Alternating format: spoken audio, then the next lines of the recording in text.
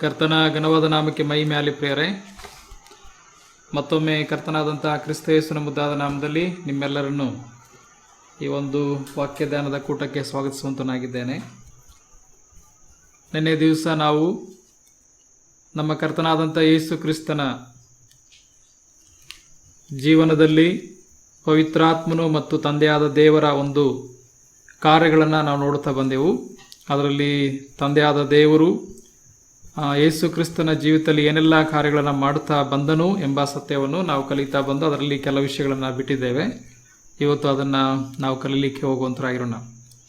Ministry of the father in the life of Christ, ಆ ಒಂದು ವಿಷಯದಲ್ಲಿ ನಾವು 11 ವಿಷಯಗಳನ್ನು ನಾವು ಕಲಿತಾ ಬಂದ್ವಿ. ಮೊದಲನೇದಾಗಿ the father send his son, ತಂದೆ ತನ್ನ ಮಗನನ್ನು ಕಳಿಸಿಕೊಟ್ಟನು ಎಂಬ ಸತ್ಯವನ್ನು ನಾವು ಕಲಿತಾ ಬಂದೆವು ಪ್ರಿಯರೇ. ನಂತರ ಎರಡನೇದಾಗಿ the father sealed his son, ತಂದೆಯು ತನ್ನ ಮಗನಿಗೆ ಮುದ್ರೆ ಹಾಕಿದನು ಎಂಬುದಾಗಿ ನಾವು ನೋಡ್ತಾ ಬಂದೆವು.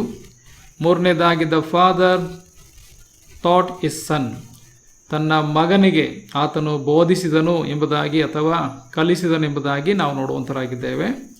ಓಕೆ, ನಂತರ ನಾಲ್ಕನೇದಾಗಿ ದ ಫಾದರ್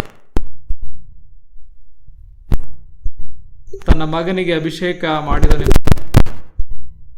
ಐದನೇದಾಗಿ ದ ಫಾದರ್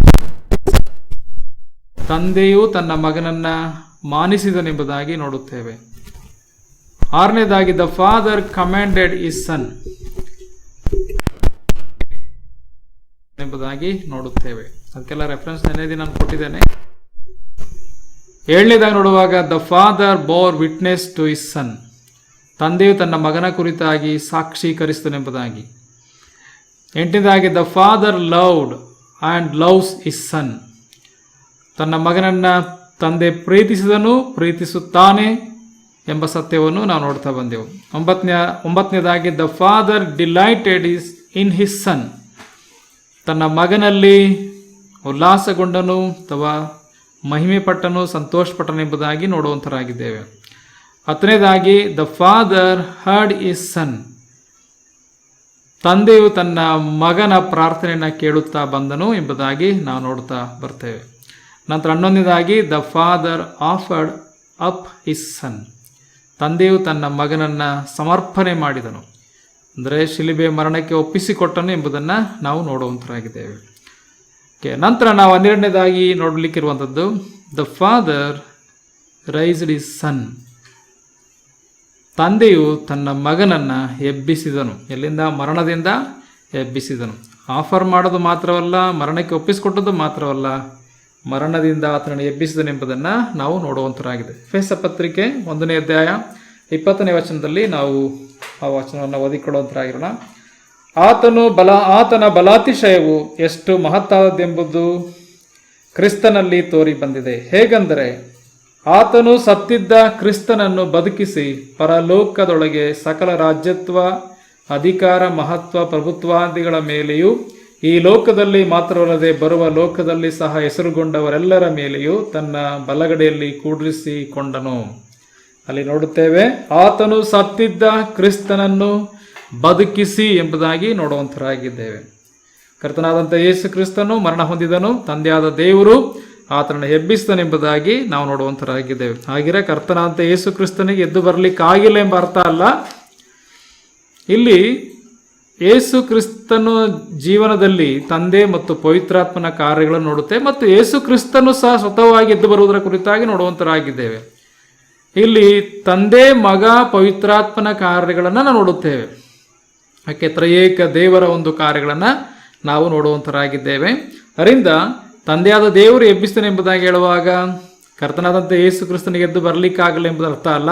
ದೇವರ ವಾಕ್ಯ ಹೇಳುತ್ತದೆ, ಆತನು ಸತ್ತರೊಳಗಿಂದ ಮೊದಲು ಎದ್ದು ಬಂದನು ಎಂಬುದಾಗಿ ನಾವು ನೋಡುತ್ತೇವೆ. ಅಂದರೆ ಕರ್ತನಾದಂಥ ಯೇಸು ಕ್ರಿಸ್ತನು ಎದ್ದು ಬಂದನು ಎಂಬುದಾಗಿ ನೋಡುತ್ತೇವೆ. ಪವಿತ್ರಾತ್ಮನು ಎಬ್ಬಿಸಿದನೆಂಬುದಾಗಿ ನೋಡುತ್ತೇವೆ. ತಂದೆಯಾದ ದೇವರು ಎಬ್ಬಿಸಿದನೆಂಬುದಾಗಿ ನೋಡುತ್ತೇವೆ. ಅಂದರೆ ಯೇಸು ಕ್ರಿಸ್ತನ ಪುನರುತ್ಥಾನದಲ್ಲಿ ತ್ರಯೇಕ ದೇವರ ಕಾರ್ಯಗಳನ್ನು ನಾವು ನೋಡುವಂತರಾಗಿದ್ದೇವೆ. ಅದರಿಂದ ಕರ್ತನಾದಂಥ ಯೇಸು ಕ್ರಿಸ್ತನ ತಂದೆಯಾದ ದೇವರು ಎಬ್ಬಿಸಿದನೆಂಬುದಾಗಿ ದೇವರ ವಾಕ್ಯದಲ್ಲಿ ಬರೆಯಲ್ಪಟ್ಟಿರುವುದನ್ನು ನೋಡುತ್ತೇವೆ. ರೋಮಪತ್ರಿಕೆಯಲ್ಲೂ ಸಹ 10ನೇ ಅಧ್ಯಾಯ 9ನೇ ವಚನ ಮತ್ತು 10ನೇ ವಚನ ಓದುವಾಗಲೂ ಸಹ ಬರೆಯಲ್ಪಟ್ಟಿದೆ. ರೋಮ, ನಿಮ್ಮೆಲ್ಲರಿಗೂ ಸಹ ಬಾಯ್ಪಾಠ ಇರುವಂಥ ವಚನ, ಅದು ರಕ್ಷಣೆಗೆ ಸಂಬಂಧಪಟ್ಟ ಹಾಗೆ ನಾವು ಹೇಳುವಂಥ ವಚನಗಳಾಗಿದೆ. ಅದು 9 ಮತ್ತು 10ನೇ. ಅದೇನೆಂದರೆ, ನೀನು ಯೇಸುವನ್ನೇ ಕರ್ತನೆಂದು ಬಾಯಿಂದ ಅರಿಕೆ ಮಾಡಿಕೊಂಡು ದೇವರು ಆತನನ್ನು ಸತ್ತವರೊಳಗಿಂದ ಎಬ್ಬಿಸಿದನೆಂದು ಹೃದಯದಿಂದ ನಂಬಿದರೆ ನಿನಗೆ ರಕ್ಷಣೆಯಾಗುವುದು ಎಂಬುದಾಗಿ ನೋಡುವಂತರಾಗಿದ್ದೇವೆ. ಹೃದಯದಿಂದ ನಂಬಿದರೆ ನಿನಗೆ ರಕ್ಷಣೆಯಾಗುವುದು. ಏನಂತ? ದೇವರು ಆತನನ್ನು ಸತ್ತವರೊಳಗಿಂದ ಎಬ್ಬಿಸಿದನೆಂದು ಎಂಬುದಾಗಿ ನೋಡುವಂತರಾಗಿದ್ದೇವೆ.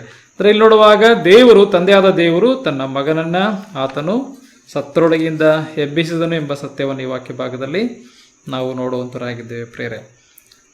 ಅದರಿಂದ ತಂದೆಯಾದ ದೇವರು ಯೇಸು ಕರ್ತನನ್ನು ಎಬ್ಬಿಸಿದನೆಂಬುದಾಗಿ ನಾವು ಈ ವಾಕ್ಯ ಭಾಗದಲ್ಲಿ ನೋಡುವಂತರಾಗಿದ್ದೇವೆ.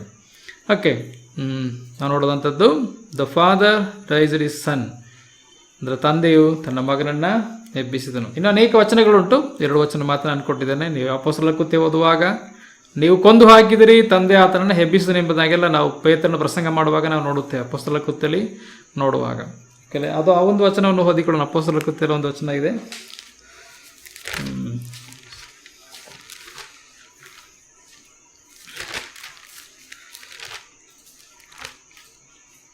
ಅಲ್ಲಿ 2ನೇ ಅಧ್ಯಾಯಕ್ಕೆ ಬರೋಣ.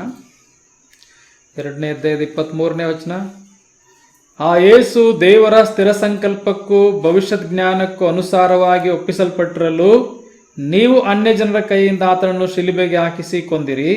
ಆತನನ್ನು ದೇವರು ಮರಣ ವೇದನೆಗಳಿಂದ ಬಿಡಿಸಿ ಎಬ್ಬಿಸಿದನು. ಅಲ್ಲಿ ನೋಡಿ, ದೇವರು ಮರಣ ವೇದನೆಗಳಿಂದ ಬಿಡಿಸಿ ಎಬ್ಬಿಸಿದನೆಂಬುದಾಗಿ ನಾವು ನೋಡುವಂತರಾಗಿದ್ದೇವೆ. ತಂದೆಯಾದ ದೇವರು ಯೇಸು ಕ್ರಿಸ್ತನನ್ನು ಸಮಾಧಿಯೊಳಗಿಂದ ಎಬ್ಬಿಸಿದನು ಎಂಬುದಾಗಿ ನಾವು ನೋಡುತ್ತೇವೆ. ನಂತರ ನಾವು 13ನೇದಾಗಿ ನೋಡುವಂಥದ್ದು ದ ಫಾದರ್ ಎಕ್ಸಾಲ್ಟೆಡ್ ಇಸ್ ಸನ್, ತನ್ನ ಮಗನನ್ನು ಉನ್ನತ ಸ್ಥಾನಕ್ಕೆ ತಂದೆ ಏರಿಸಿದ್ದಾನೆ. ಓಕೆ, ಅದೇ ಎಫೆಸ ನಾವು ಓದುವಲ್ಲ, ಅಲ್ಲಿ ಕೂಡಿಸಿದ್ದಾನೆ ಎಂಬುದಾಗೆಲ್ಲ ನೋಡ್ತೀವಲ್ಲ. 1ನೇ ಅದೇ 20ನೇ ವಚನ ಓದಿದ್ದೇವೆ, ನಾವು ಆಲ್ರೆಡಿ ಓದಿದ್ದೇವೆ ಅದನ್ನು. ಎಬ್ಬಿಸಿದ್ದು ಮಾತ್ರವಲ್ಲ, ಆತನು ತನ್ನೊಂದಿಗೆ ಕೂರಿಸಿಕೊಂಡಿದ್ದಾನೆ, ಉನ್ನತ ಸ್ಥಾನದಲ್ಲಿ ಕೂರಿಸಿದ್ದಾನೆ ಎಂಬುದನ್ನು ನೋಡುತ್ತೇವೆ. ಫಿಲಿಪಿಯವರ ಬರೆದ ಪತ್ರಿಕೆಯನ್ನು ಓದ್ಕೊಳ್ಳೋಣ. ಮತ್ತೊಂದು ವಚನ, 2ನೇ ಅಧ್ಯಾಯ 9ನೇ ವಚನ, ಫಿಲಿಪಿ 2:9.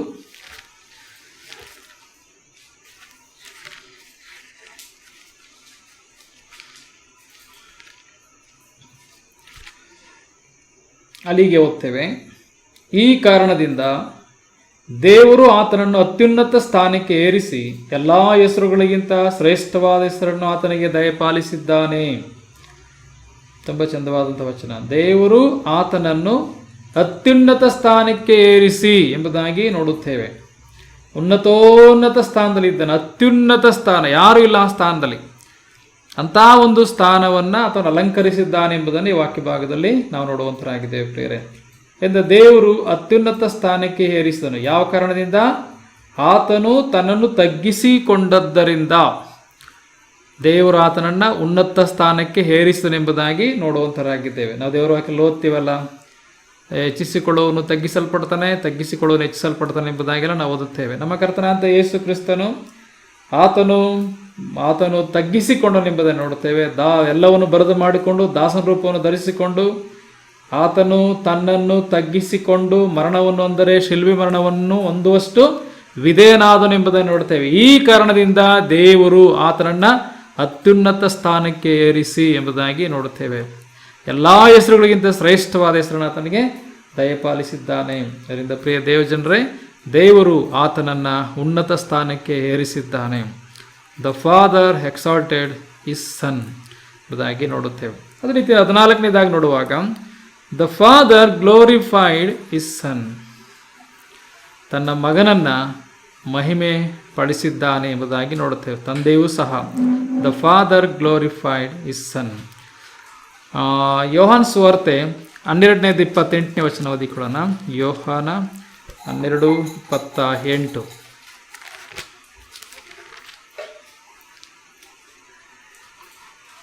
ತಂದೆ, ನಿನ್ನ ಹೆಸರನ್ನು ಮಹಿಮೆ ಪಡಿಸಿಕೋ ಅಂದನು. ಅದಕ್ಕೆ ಮಹಿಮೆ ಪಡಿಸಿದ್ದೇನೆ, ತಿರುಗಿ ಮಹಿಮೆ ಪಡಿಸುವೆನು ಎಂದು ಆಕಾಶವಾಣಿಯಾಯಿತು. ಓಕೆ, ನಂತರ 17ನೇ ಅಧ್ಯಾಯ 1ನೇ ವಚನ ಓದಿಕೊಳ್ಳೋಣ. 17:1. ಯೋಹಾನ 17:1. ಯೇಸು ಈ ಮಾತುಗಳನ್ನು ಆಡಿದ ಮೇಲೆ ಆಕಾಶದ ಕಡೆಗೆ ಕಣ್ಣೆತ್ತಿ ಹೇಳಿದ್ದೇನೆಂದರೆ, ತಂದೆಯೇ, ಕಾಲ ಬಂದದೆ, ನಿನ್ನ ಮಗನನ್ನು ಮಹಿಮೆಪಡಿಸು, ಆಗ ಮಗನು ನಿನ್ನನ್ನು ಮಹಿಮೆ ಪಡಿಸುವುದಕ್ಕಾಗುವುದು. ಇದಾಗಿ ನೋಡುತ್ತೇವೆ, ಮಗನನ್ನು ಮಹಿಮೆ ಪಡಿಸು ಎಂಬುದಾಗಿ ಹೇಳುವುದನ್ನು ನೋಡುತ್ತೇವೆ. ಇಲ್ಲಿ ತಂದೆಯು ತನ್ನ ಮಗನನ್ನ ಮಹಿಮೆ ಪಡಿಸುವುದರ ಕುರಿತಾಗಿ ನಾವು ನೋಡುವಂತರಾಗಿದ್ದೇವೆ. ನಂತರ 15ನೇದಾಗಿ ನಾವು ನೋಡುವಂಥದ್ದು, the father has made his son head of the church. ತನ್ನ ಮಗನನ್ನ ಸಭೆಗೆ ಶಿರಸ್ಸಾಗಿ ನೇಮಿಸಿದ್ದಾನೆ. ಎಫೆಸದವರಿಗೆ ಬರೆದ ಪತ್ರಿಕೆ 1:22 ವರ್ಷದಲ್ಲಿ ನಾವು ಅದನ್ನು ಓದುತ್ತೇವೆ. 1:22 ಆತನು ಸಮಸ್ತವನ್ನು ಕ್ರಿಸ್ತನ ಪಾದಗಳ ಕೆಳಗೆ ಹಾಕಿದನು, ಇದಲ್ಲದೆ ಆತನನ್ನು ಎಲ್ಲದರ ಮೇಲೆ ಇರಿಸಿ ಸಭೆಗೆ ಶಿರಸ್ಸಾಗಿ ನೇಮಿಸಿದನು. ಸಭೆಗೆ ಶಿರಸ್ಸಾಗಿ ನೇಮಿಸಿದನು ಎಂಬುದಾಗಿ ನೋಡುವಂತರಾಗಿದ್ದೇವೆ. ಅಂದರೆ ಕರ್ತನಾದಂಥ ಯೇಸು ಕ್ರಿಸ್ತನು ಸಭೆಗೆ ತಲೆಯಾಗಿದ್ದಾನೆ ಅಥವಾ ಶಿರಸ್ಸಾಗಿದ್ದಾನೆ ಎಂಬುದಾಗಿ ನೋಡುವಂತರಾಗಿದೆ. ತಂದೆಯಾದ ದೇವರು ಆತನನ್ನ ಸಭೆಗೆ ಶಿರಸ್ಸಾಗಿ ನೇಮಿಸಿದನೆಂಬುದಾಗಿ ನಾವು ನೋಡುವಂತರಾಗಿದ್ದೇವೆ. The father has made in his son head of the church. ನಂತರ ನಾವು 16ನೇದಾಗಿ ನೋಡ್ಲಿಕ್ಕಿರುವಂಥದ್ದು, ಕೊನೆಯದಾಗಿ, the father has committed judgement to his son. ನ್ಯಾಯ ತೀರಿಸುವ ಅಧಿಕಾರವನ್ನು ತನ್ನ ಮಗನಿಗೆ ತಂದೆ ಕೊಟ್ಟಿದ್ದಾನೆಂಬುದನ್ನು ನೋಡುವಂತರಾಗಿದ್ದೇವೆ. ನಾವು ಯೋಹಾನ್ ಸುವಾರ್ತೆ 5:22 ವಚನ ನಾವು ಓದಿಕೊಳ್ಳೋಣ. ಯೋಹಾನ್ ಸುವಾರ್ತೆ 5:22 ಅಲ್ಲಿ ಹೀಗೆ ಓದ್ತೇವೆ, ಇದಲ್ಲದೆ ತಂದೆಯು ಯಾರಿಗೂ ತೀರ್ಪು ಮಾಡುವುದು ಇಲ್ಲ, ತೀರ್ಪು ಮಾಡುವ ಅಧಿಕಾರವನ್ನೆಲ್ಲ ಮಗನಿಗೆ ಕೊಟ್ಟಿದ್ದಾನೆ. ತೀರ್ಪು ಮಾಡುವಂಥ ಅಧಿಕಾರ ಮಗನಿಗೆ ತಂದೆ ಕೊಟ್ಟಿದ್ದಾನೆಂಬುದನ್ನು ಇಲ್ಲಿ ನಾವು ನೋಡುವಂತರಾಗಿದ್ದೇವೆ. ತಂದೆ ಯಾರಿಗೂ ತೀರ್ಪು ಮಾಡೋದಿಲ್ಲ, ಆ ತೀರ್ಪು ಮಾಡುವಂಥ ಅಧಿಕಾರವನ್ನೆಲ್ಲ ಮಗನಿಗೆ ಹ್ಯಾಂಡ್ ಓವರ್ ಮಾಡಿದನು ಅಥವಾ ಕೊಟ್ಟಿದ್ದಾನೆಂಬುದನ್ನು ಇಲ್ಲಿ ನಾವು ನೋಡುವಂತರಾಗಿದೆ. 27ನೇ ವಚನ, ಯಾಕೆ ಅವನು ಕೊಟ್ಟಿದ್ದಾನೆಂಬುದು ರೀಸನ್ ಕಾರಣ ಅಲ್ಲಿ ಕೊಡಲ್ಪಟ್ಟಿದೆ 27ರಲ್ಲಿ. ಮತ್ತು ಮಗನು ಮನುಷ್ಯ ಕುಮಾರನಾಗಿರುವುದರಿಂದ ತೀರ್ಪು ಮಾಡುವ ಅಧಿಕಾರವನ್ನು ಅವನಿಗೆ ಕೊಟ್ಟನು ಎಂಬುದಾಗಿ ನೋಡುವಂತರಾಗಿದ್ದೇವೆ. ಮನುಷ್ಯ ಕುಮಾರನಾಗಿರುವುದರಿಂದ ತೀರ್ಪು ಮಾಡುವ ಅಧಿಕಾರವನ್ನು ಆತನಿಗೆ ಕೊಟ್ಟಿದ್ದಾನೆಂಬುದನ್ನು ನೋಡುವಂತರಾಗಿದ್ದೇವೆ. ಅಪೊಸ್ತಲರ ಕೃತ್ಯ 17ನೇ ಅಧ್ಯಾಯ. ಅಪೊಸ್ತಲರ ಕೃತ್ಯ 17ನೇ ಅಧ್ಯಾಯ.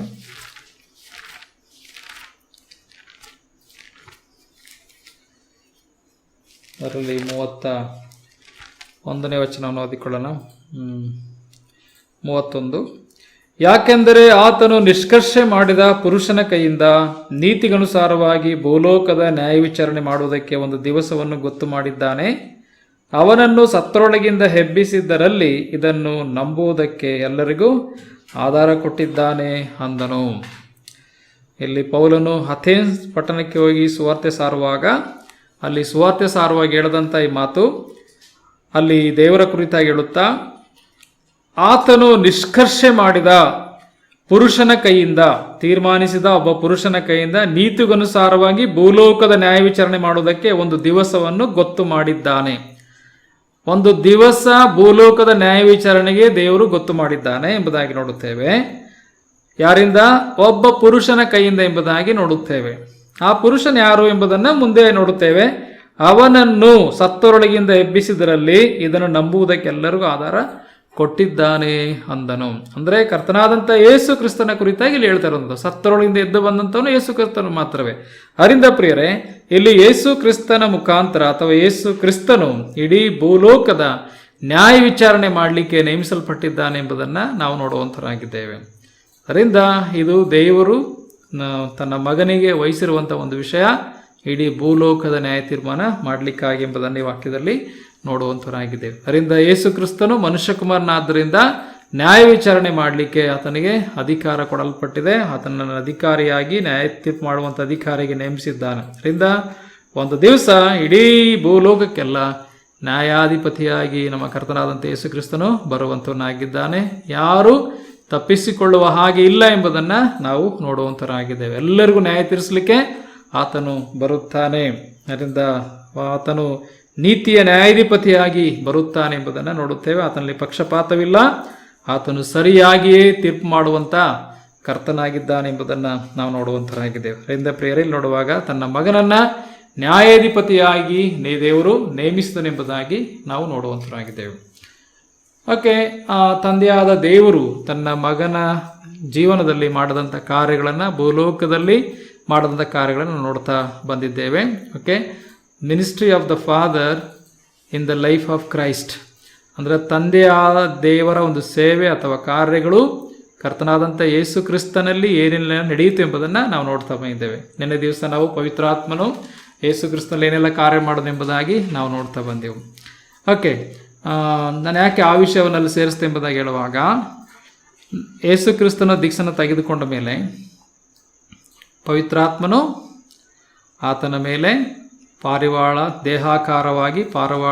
ಇಳಿದು ಬಂದ ಅಥವಾ ಪಾರಿವಾಳ ದೇಹಾಕಾರವಾಗಿ ಇಳಿದು ಬಂದನೆಂಬುದಾಗಿ ನೋಡುತ್ತೇವೆ ಅಲ್ವಾ.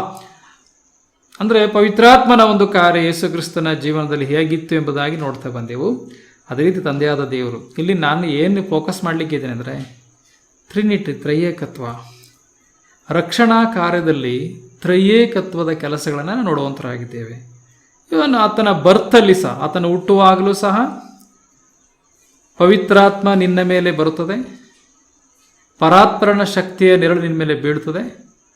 ಆ ಹುಟ್ಟುವ ಆ ಪವಿತ್ರ ಶಿಶು ಅಂದರೆ ಕ್ರಿಸ್ತನು, ಅಲ್ಲಿ ನೋಡ್ತೇವೆ ತ್ರೈಯೇಕತ್ವ. ಪವಿತ್ರಾತ್ಮ ಬರುವುದು, ಪರಾತ್ಪರನ ಶಕ್ತಿಯ ನೆರಳು ಬರುವಂಥದ್ದು, ಜೊತೆಯಲ್ಲಿ ಹುಟ್ಟುವ ಮಗು ಕರ್ತನಾದ ಯೇಸು ಕ್ರಿಸ್ತನು.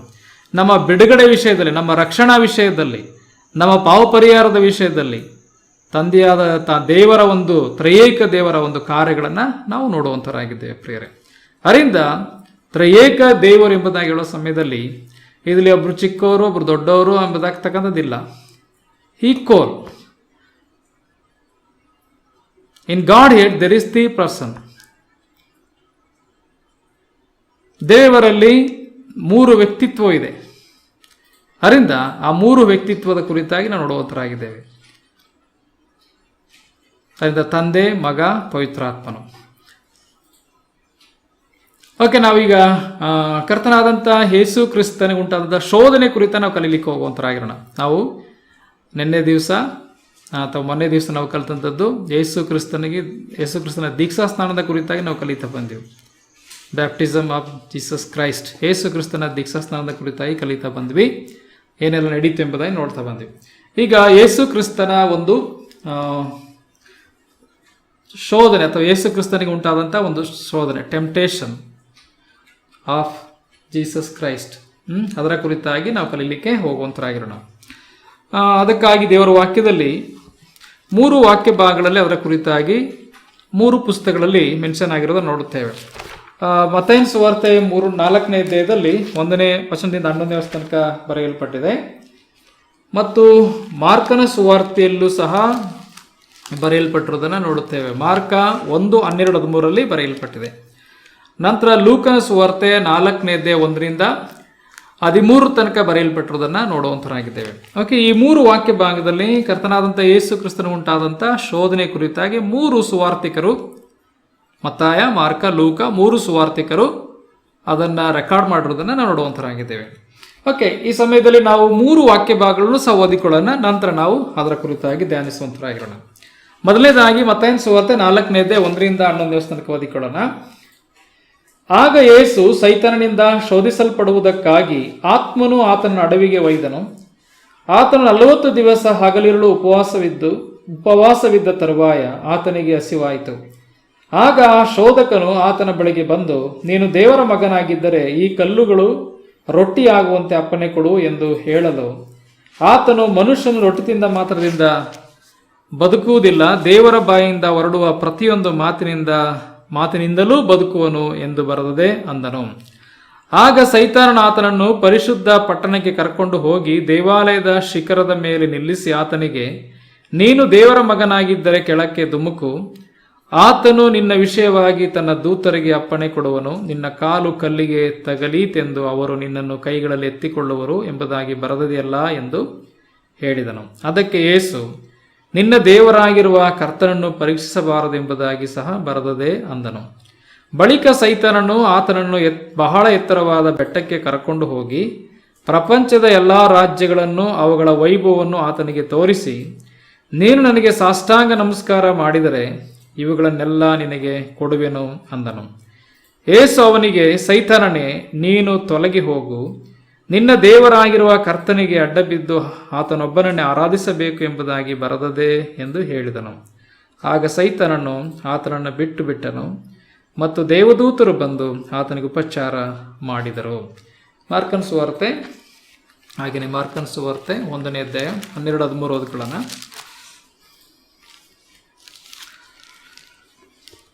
ಕೂಡಲೇ ಯೇಸು ದೇವರಾತ್ಮ ಪ್ರೇರಿತನಾಗಿ ಅಡವಿಗೆ ಹೋದನು. ಆತನು 40 ದಿವಸ ಅಡವಿಯಲ್ಲಿ ಮೃಗಗಳೊಂದಿಗೆ ಇದ್ದು ಸೈತಾನನಿಂದ ಶೋಧಿಸಲ್ಪಡುವನಾದನು ಮತ್ತು ದೇವದೂತರು ಆತನಿಗೆ ಉಪಚಾರ ಮಾಡಿದರು. ಲೂಕನ ಸುವಾರ್ತೆ 4ನೇ ಅಧ್ಯಾಯ 1-13.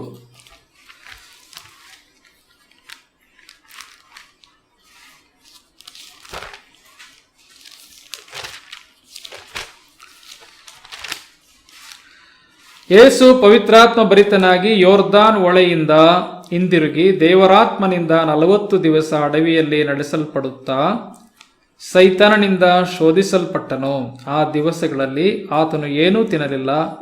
ಅವು ಕಳೆದ ಮೇಲೆ ಆತನಿಗೆ ಹಸಿವಾಯಿತು. ಆಗ ಸೈತಾನನು ಆತನಿಗೆ, ನೀನು ದೇವರ ಮಗನಾಗಿದ್ದರೆ ಈ ಕಲ್ಲು ರೊಟ್ಟಿಯಾಗುವಂತೆ ಇದಕ್ಕೆ ಅಪ್ಪಣೆ ಕೊಡು ಎಂದು ಹೇಳಲು, ಯೇಸು ಅವನಿಗೆ, ಮನುಷ್ಯನು ರೊಟ್ಟಿ ತಿಂದ ಮಾತ್ರದಿಂದ ಬದುಕುವುದಿಲ್ಲ ಎಂದು ಬರೆದದೆ ಅಂತ ಉತ್ತರ ಕೊಟ್ಟನು. ಬಳಿಕ ಸೈತಾನನು ಆತನನ್ನು ಮೇಲಕ್ಕೆ ಕರೆದುಕೊಂಡು ಹೋಗಿ ಕ್ಷಣ ಮಾತ್ರದಲ್ಲಿ ಲೋಕದ ಎಲ್ಲ ರಾಜ್ಯಗಳನ್ನು ಆತನಿಗೆ ತೋರಿಸಿ, ಇವೆಲ್ಲವುಗಳ ಅಧಿಕಾರವನ್ನು ಇವುಗಳ ವೈಭವವನ್ನು ನಿನಗೆ ಕೊಡುವೆನು. ಇದೆಲ್ಲ ನನಗೆ ಕೊಟ್ಟದೆ, ಇದನ್ನು ನನ್ನ ಮನಸ್ಸು ಬಂದವನಿಗೆ ಕೊಡುತ್ತೇನೆ. ನೀನು ನನ್ನ ಮುಂದೆ ಅಡ್ಡಬಿದ್ದರೆ ಇದೆಲ್ಲ ನಿನ್ನದಾಗುವುದು ಎಂದು ಆತನಿಗೆ ಹೇಳಿದನು. ಅದಕ್ಕೆ ಯೇಸು, ನಿನ್ನ ದೇವರಾಗಿರುವ ಕರ್ತನಿಗೆ ಅಡ್ಡಬಿದ್ದು ಆತನೊಬ್ಬನನ್ನೇ ಆರಾಧಿಸಬೇಕು ಎಂಬುದಾಗಿ ಬರೆದದೆ ಎಂದು ಉತ್ತರ ಕೊಟ್ಟನು. ಇದಲ್ಲದೆ ಅವನು ಆತನನ್ನು ಯೆರೂಸಲೇಮಿಗೆ ಕರೆದುಕೊಂಡು ಹೋಗಿ ದೇವಾಲಯದ ಶಿಖರದ ಮೇಲೆ ನಿಲ್ಲಿಸಿ ಆತನಿಗೆ, ನೀನು ದೇವರ ಮಗನಾಗಿದ್ದರೆ ಇಲ್ಲಿಂದ ಕೆಳಕ್ಕೆ ಧುಮುಕು, ನಿನ್ನನ್ನು ಕಾಯುವುದಕ್ಕೆ ಆತನು ನಿನ್ನ ವಿಷಯವಾಗಿ ತನ್ನ ದೂತರಿಗೆ ಅಪ್ಪಣೆ ಕೊಡುವನು ಮತ್ತು ನಿನ್ನ ಕಾಲು ಕಲ್ಲಿಗೆ ತಗಲೀತೆಂದು ಅವರು ನಿನ್ನನ್ನು ಕೈಗಳಲ್ಲಿ ಎತ್ತಿಕೊಳ್ಳುವರು ಎಂಬುದಾಗಿ ಬರೆದದೆಯಲ್ಲ ಎಂದು ಹೇಳಿದನು. ಅದಕ್ಕೆ ಯೇಸು, ನಿನ್ನ ದೇವರಾಗಿರುವ ಕರ್ತನನ್ನು ಪರೀಕ್ಷಿಸಬಾರದೆಂದು ಹೇಳಿಯದೆ ಅಂತ ಉತ್ತರ ಕೊಟ್ಟನು. ಸೈತಾನನು ಸಕಲ ವಿಧವಾದ ಶೋಧನೆಯನ್ನು ಮುಗಿಸಿ ಸ್ವಲ್ಪ ಕಾಲ ಆತನನ್ನು ಬಿಟ್ಟು ಹೊರಟು ಹೋದನು. ಕರ್ತನಿಗೆ ಮಹಿಮೆ ಉಂಟಾಗಲಿ. ಪ್ರೇರೆ, ಓದಂಥ ವಾಕ್ಯವನ್ನು ಕರ್ತನ ಆಶೀರ್ವದಿಸಲಿ. ಇಲ್ಲಿ ಮನುಷ್ಯನಾಗಿ ಲೋಕಕ್ಕೆ ಬಂದಿದ್ದಂಥ ಕರ್ತನಾದಂಥ ಯೇಸು ಕ್ರಿಸ್ತನಿಗೆ ಬಂದಂಥ ಶೋಧನೆ ಕುರಿತಾಗಿ ನಾವು ಓದದಂಥವರು ಆಗಿದ್ದೇವೆ. ಪ್ರೇರೆ, ಈ ವಾಕ್ಯ ಭಾಗಗಳೆಲ್ಲ 3 ವಾಕ್ಯ ಭಾಗಗಳಲ್ಲೂ ಸಹ 3 ಸುವಾರ್ತೆಯಲ್ಲೂ ಸಹ ಮತ್ತಾಯ, ಮಾರ್ಕ, ಲೂಕ 3 ಸುವಾರ್ತೆಯಲ್ಲೂ ನಮ್ಮ ಕರ್ತನಾದ ಯೇಸು ಕ್ರಿಸ್ತನಿಗೆ ಬಂದಂಥ ಒಂದು ಶೋಧನೆ ಕುರಿತಾಗಿ ನಾವು ನೋಡುವಂಥವರಾಗಿದ್ದೇವೆ.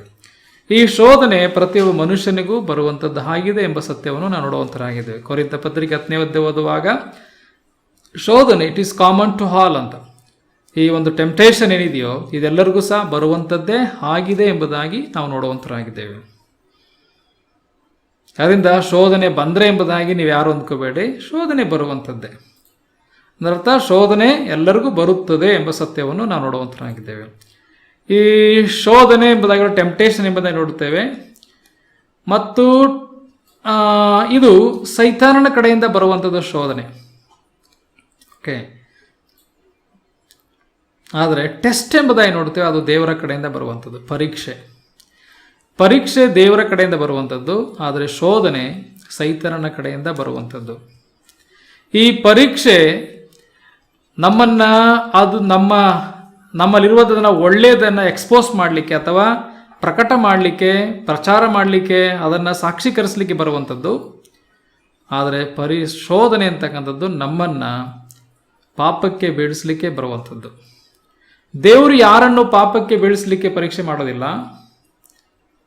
ಸೈತಾನನು ಪಾಪಕ್ಕೆ ಬೀಳಲಿಕ್ಕೆ ಶೋಧನೆ ಕೊಡುವಂಥವನು ಆಗಿದ್ದಾನೆ. ಈ ಸತ್ಯವನ್ನು ನಾವೆಲ್ಲರೂ ಅರ್ಥ ಮಾಡಿಕೊಳ್ಳಬೇಕು.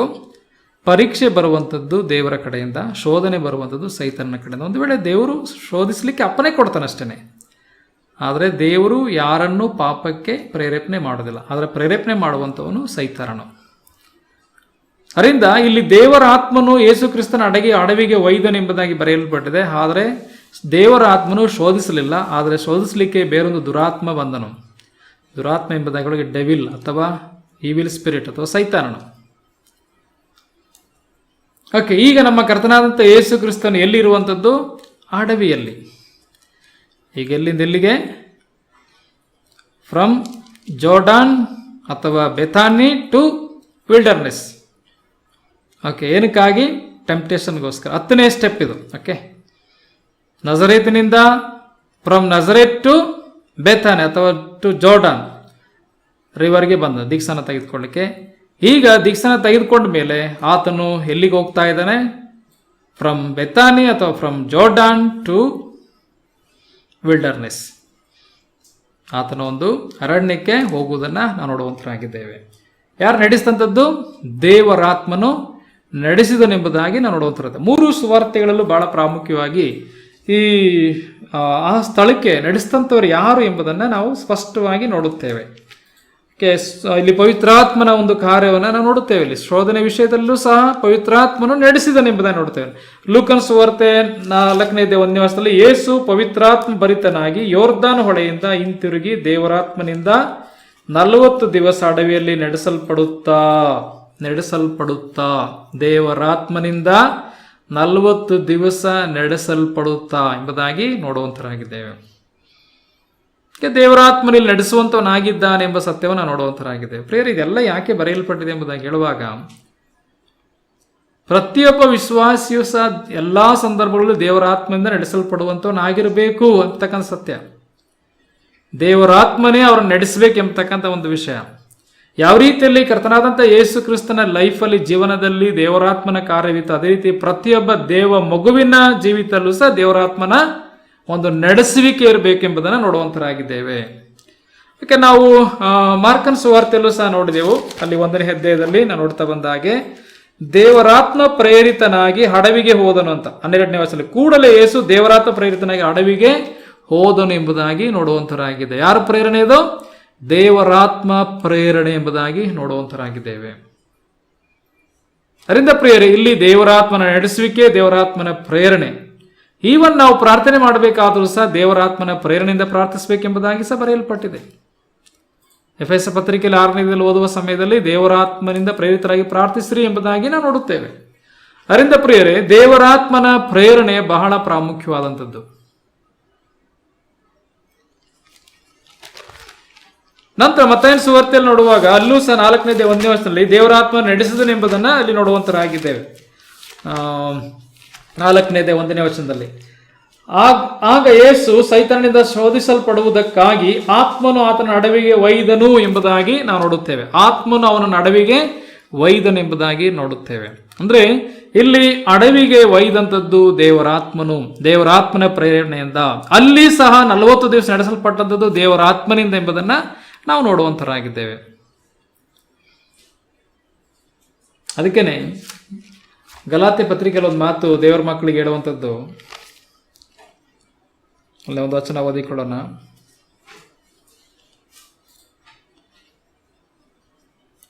ಐದನೇದು 25ನೇ ವಚನ. ನಾವು ಆತ್ಮನಿಂದ ಜೀವಿಸುತ್ತಿರಲಾಗಿ ಆತ್ಮನನ್ನು ಅನುಸರಿಸಿ ನಡೆಯೋಣ. 5ನೇ 25ನೇ ವಚನದಲ್ಲಿ ನಾವು ಆತ್ಮನಿಂದ ಜೀವಿಸುತ್ತಿರಲಾಗಿ ಆತ್ಮನನ್ನು ಅನುಸರಿಸಿ ನಡೆಯೋಣ. ಅಹಂಕಾರಿಗಳು, ಒಬ್ಬರನ್ನೊಬ್ಬರು ಕೆಣಕುವವರು, ಒಬ್ಬರ ಮೇಲೊಬ್ಬರು ಮತ್ಸರವುಳ್ಳವರು ಆಗದೆ ಇರೋಣ.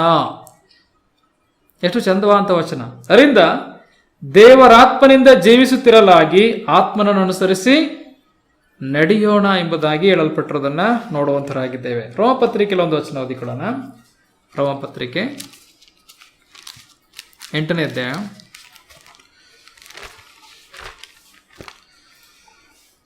14ನೇ ವಚನ. ಯಾರು ದೇವರಾತ್ಮನಿಂದ ನಡೆಸಿಕೊಳ್ಳುತ್ತಾರೋ ಅವರು ದೇವರ ಮಕ್ಕಳು.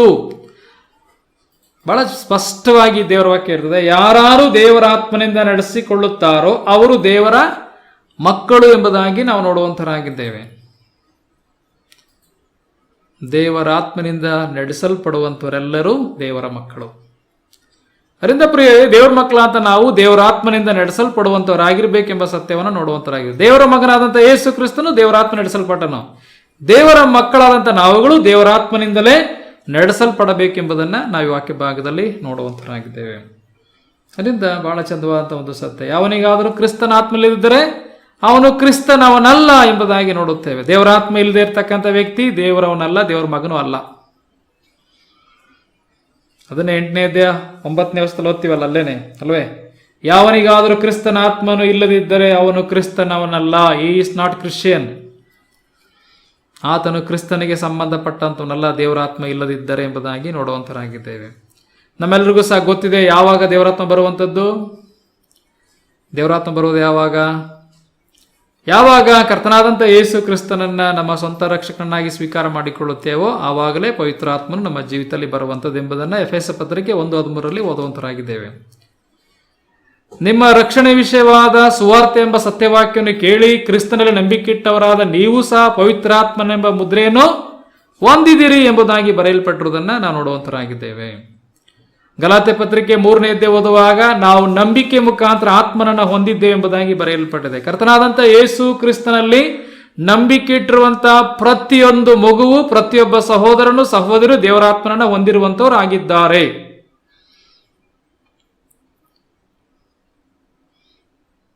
ಓಕೆ, ದೇವರು ವಾಗ್ದಾನ ಮಾಡಿದಂಥ ಆತ್ಮನು ಹೇಗೆ ಸಿಗ್ತಾನೆ? ನಂಬಿಕೆ ಮುಖಾಂತರ ಕೊಡಲ್ಪಡುವುದೆಂಬುದಾಗಿ ನೋಡುವಂತರಾಗಿದ್ದೇವೆ. ಯಾವಾಗ ಕರ್ತನಾದಂಥ ಯೇಸು ಕ್ರಿಸ್ತನ ಸುವಾರ್ತೆಯನ್ನು ಕೇಳಿ, ಶಿಲುಬೆ ವಾರ್ತೆಯನ್ನು ಕೇಳಿ, ನಿಮ್ಮ ಪಾಪಕ್ಕಾಗಿ ಯೇಸು ಕ್ರಿಸ್ತನ ಶಿಲುಬೆಯಲ್ಲಿ ಪ್ರಾಣ ಕೊಟ್ಟು ಸತ್ತು ಸಂಬಂಧ ಎದ್ದು ಬಂದಿದ್ದಾನೆ ಎಂಬತಕ್ಕಂಥ ಅರಿವಿನಲ್ಲಿ ಆ ರಕ್ಷಕನನ್ನ ನಾವು ನಂಬುವಾಗ, ಸ್ವೀಕರಿಸಿಕೊಳ್ಳುವಾಗ, ಆ ಮೂಮೆಂಟ್ ಅಲ್ಲಿ ಪವಿತ್ರಾತ್ಮನು ನಮ್ಮ ಜೀವಿತಕ್ಕೆ ಪ್ರವೇಶ ಮಾಡುತ್ತಾನೆ. ಈಗೋ ಬಾಗಿಲು ನಿಂತುಕೊಂಡು ತಟ್ಟುತ್ತಾ ಇದ್ದೇನೆ, ಯಾವ ನನ್ನ ಶಬ್ದವನ್ನು ಕೇಳಿ ಬಾಗಿಲನ್ನು ತೆರೆದ ಒಳಗೆ ಬರುತ್ತೇನೆ. ಯೇಸು ಕ್ರಿಸ್ತನ ಸ್ವೀಕಾರ ಮಾಡಿಕೊಳ್ಳುವಾಗ ಪವಿತ್ರಾತ್ಮನನ್ನು ನಾವು ಸ್ವೀಕರಿಸಿಕೊಳ್ಳುತ್ತೇವೆ, ಅಥವಾ ಪವಿತ್ರಾತ್ಮನ ಒಳಗಡೆ ಬರುತ್ತಾನೆ. ಅದರಿಂದ ಅದಕ್ಕೋಸ್ಕರ ಕೆಲವು ಸಮಯದಲ್ಲಿ ಕೆಲವು ರಿಚುವಲ್ಸ್, ಏನೆಲ್ಲ ಕರ್ಮ ಮಾರ್ಗವನ್ನು ಅನುಸರಿಸಿ ಕಾಯ್ಕೊಂಡು ಅಲ್ವೇ ಉಪವಾಸವಿದ್ದು ಪಡ್ಕೋಬೇಕು ಪವಿತ್ರಾತ್ಮನೆಂಬುದಾಗಿ ಬೈಬಲಲ್ಲಿ ಎಲ್ಲೂ ಇಲ್ಲ. ಪ್ರಾರಂಭದಲ್ಲಿ ಯಾರು ಕಾಯ್ತಾ ಇದ್ರು? ಶಿಷ್ಯರು ಕಾಯ್ತಾ ಇದ್ರು. ಯಾಕೆ? ಭೂಲೋಕಕ್ಕೆ ಇನ್ನೂ ಪವಿತ್ರಾತ್ಮ ಬಂದಿರಲಿಲ್ಲ, ಅದರಿಂದ ಕಾಯ್ತಾ ಇದ್ರು. ಈಗಾಗಲೇ ಭೂಲೋಕಕ್ಕೆ ಪವಿತ್ರಾತ್ಮ ಬಂದು ಆಯಿತು, ಸಭೆ ಸ್ಥಾಪನೆ ಮಾಡಿ ಆಯಿತು.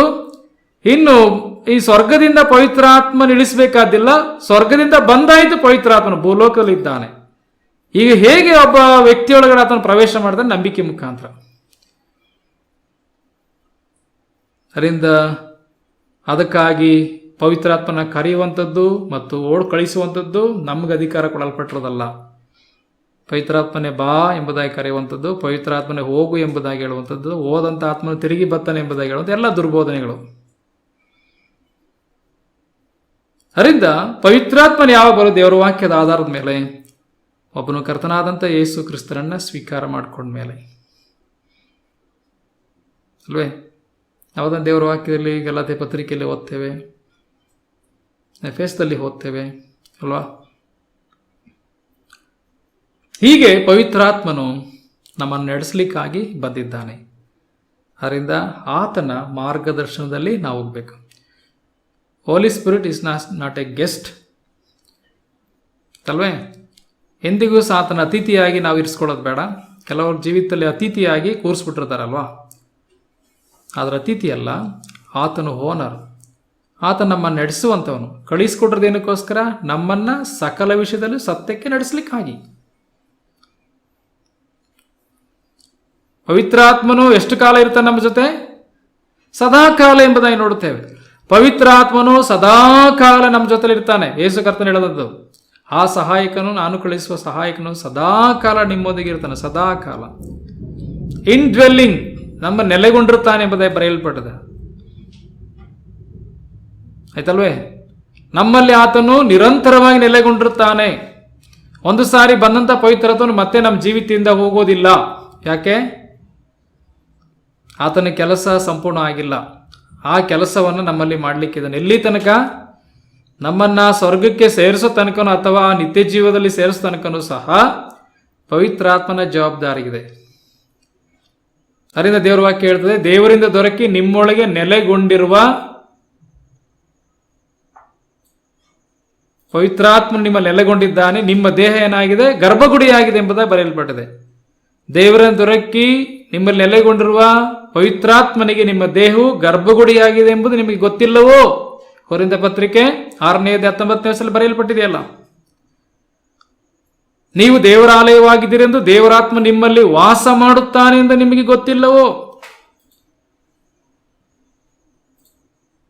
ಕೆಲವು ಸಮಯಗಳಲ್ಲಿ ನಾವು ಹೀಗೆ ಹೇಳ್ಬೋದು, ಏನಂತಂದ್ರೆ ಪಾಪ ಮಾಡಿದಾಗ ದೇವರಾತ್ಮ ಹೊರಟೋಗ್ತಾನೆ ಅಂತ. ಖಂಡಿತ ಇಲ್ಲ. ಹಾಗನ್ನಾಗಿದ್ರೆ ಪೌಲನು ಕೊರಿಂಥ ಸಭೆಯಲ್ಲಿ ಏನಾಗಿತ್ತು? ಕೊರಿಂಥ ಸಭೆಯವರೆಲ್ಲ ತಮ್ಮ ಜೀವಿತನೇ ಕೆಡಿಸ್ಕೊಂಡಿರಲ್ವಾ? ಆದ್ರೂ ಪೌಲ ಏನು ಹೇಳಿದೇನು? ನಿಮ್ಮಲ್ಲಿ ವಾಸ ಮಾಡ್ತಾ ಇದ್ದಾನೆ ಅಂತ. ನಿಮ್ಮಲ್ಲಿ ವಾಸ ಮಾಡ್ತಾನೆ ಪವಿತ್ರಾತ್ಮನು, ನಿಮಗೆ ಗೊತ್ತಿಲ್ವಾ ಅದು ಎಂಬುದಾಗಿ ಕೇಳ್ತಾನೆ. ಅಯೋಗ್ಯವಾಗಿ ಬದುಕುವಂತ ವಿಶ್ವಾಸಿಗಳ ಕುರಿತಾಗಿ ಪರೀತ ಏನ್ ಹೇಳೋದು ಪೌಲನು? ನಿಮ್ಮಲ್ಲಿ ಪವಿತ್ರಾತ್ಮನು ವಾಸ ಮಾಡ್ತಾನೆ, ಹೋಗಿಲ್ಲ ಅಂತ ಅರ್ಥ. ಪವಿತ್ರಾತ್ಮನ ಒಟ್ಟೋರೆ ನೊಂದ್ಕೊಳ್ಬೇಕಾದ ಅವಶ್ಯಕತೆ ಇದೆಯಾ? ದುಃಖ ಪಡಬೇಕಾದ ಅವಶ್ಯಕತೆ ಇದೆ. ಪವಿತ್ರಾತ್ಮನ ದುಃಖಪಡಿಸಬೇಡ್ರಿ ಅಂತ ಹೇಳುವಾಗ ಅದರ ಅರ್ಥ ಏನು? ಒಬ್ಬ ವಿಶ್ವಾಸಿ ತಪ್ಪು ಮಾಡುವಾಗ ಒಳಗಡೆ ಇದ್ದುಕೊಂಡು ಪವಿತ್ರಾತ್ಮನು ದುಃಖ ಪಡುತ್ತಾನೆ. ಅಲ್ಲಿಂದ ಆಚೆ ಹೋಗ್ಬಿಟ್ರೆ ದುಃಖ ಪಡಬೇಕಾದ ಅವಶ್ಯಕತೆ ಇಲ್ವಲ್ಲ. ಅದರಿಂದ ಪವಿತ್ರಾತ್ಮನು ನೆಲೆಗೊಂಡಿದ್ದಾನೆ. ಅದರಿಂದ ಪ್ರಿಯರೇ, ನಮ್ಮಲ್ಲಿ ಇರುವಂತ ಈ ಪವಿತ್ರಾತ್ಮನ ಮಾರ್ಗದರ್ಶನವನ್ನು ಅನುಸರಿಸಿ ನಡೆಯುವಾಗ ನಾವು ದೇವರಿಗೆ ಮೆಚ್ಚುಗೆಯಾದ ಬದುಕನ್ನು ಬದುಕಲಿಕ್ಕೆ ಸಾಧ್ಯವಾಗುತ್ತದೆ. ಕರ್ತನಾದಂಥ ಯೇಸು ಕ್ರಿಸ್ತನು ಪವಿತ್ರಾತ್ಮನಿಂದ ನಡೆಸಲ್ಪಟ್ಟನೆಂಬುದನ್ನು ನೋಡುತ್ತೇವೆ. ಅಂದರೆ ಅಡವಿಗೆ ಒಯ್ಯಲ್ಪಟ್ಟನು, ಅಡವಿಯಲ್ಲಿಯೂ ಸಹ 40 ದಿವಸ ಪವಿತ್ರಾತ್ಮನಿಂದ ನಡೆಸಲ್ಪಟ್ಟನೆಂಬುದಾಗಿ ನೋಡುತ್ತೇವೆ. ಈ ಅಡವಿಯ ಕುರಿತಾಗಿ ಓದುವ ಸಮಯದಲ್ಲಿ ಮಾರ್ಕನು ಸ್ವಲ್ಪ ಒಂದು ವಿಶೇಷತೆಯನ್ನು ಕೊಡುತ್ತಾನೆ. ಅಲ್ಲಿ ನೋಡಿ, ಅಡವಿಯ ಕುರಿತಾಗಿ ಮಾರ್ಕನ ಸುವಾರ್ತೆಯಲ್ಲಿ 1ನೇ ಅಧ್ಯಾಯ